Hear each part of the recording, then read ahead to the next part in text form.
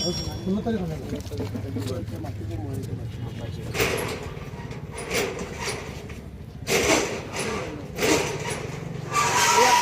টকা, এয়া 25,000 টকা, এয়া আপোনালোকে 50,000 টকা, আৰু ইয়াত আছে আপোনালোকৰ 2 লাখ টকা। এয়া অসম ৰাজ্যিক জমিয়তৰ সভাপতি মৌলানা মস্তাক আনৱাৰ চাহাবে এখেতসকলৰ দোকানখন জ্বলি চাৰখাৰ হৈ গৈছিল। পৰা 45 লাখ টকাৰ আচবাব পত্ৰ জ্বলি চাৰখাৰ হৈ গৈছিল এখেতৰ, আৰু বাকী সকলৰো ক্ষতি হৈছিল। ইয়া আছে 50,000 টকা, 2 লাখ টকা। আজি অসম ৰাজ্যিক জমিয়তৰ সভাপতি মৌলানা মস্তাক আনৱাৰ চাহাব ইয়াত উপস্থিত হৈ তেওঁলোকক চেক বিতৰণ কৰিছে। হুজুৰ কি ক'ব? দেখা গৈছে যে জ্বলি চাৰখাৰ হৈ গৈছে।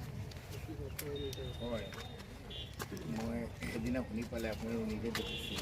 মই আহিছিলোঁ তাত আমাৰ গাঁৱৰ মানুহ গোপাল নগৰ, আমাৰ গাঁৱৰ ব্যক্তিগত আমাৰ ডাঙৰ মই নিজে আহিছিলে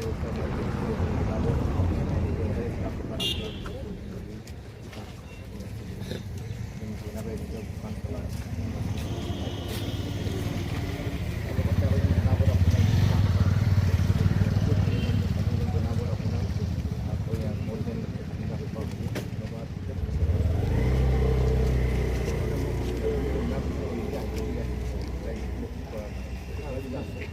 মানুহবিলাকে কোনোবাই 50,000 টকা দিলে তেওঁলোকৰ এই সমস্যাৰ সমাধান নহ'ল। আৰু মানে 45 লাখ বস্তু ধৰিলে, 20 লাখৰ বস্তু এটা অকল 2 বছৰ ধৰি এদিনত মানুহজন বাটত আহিব।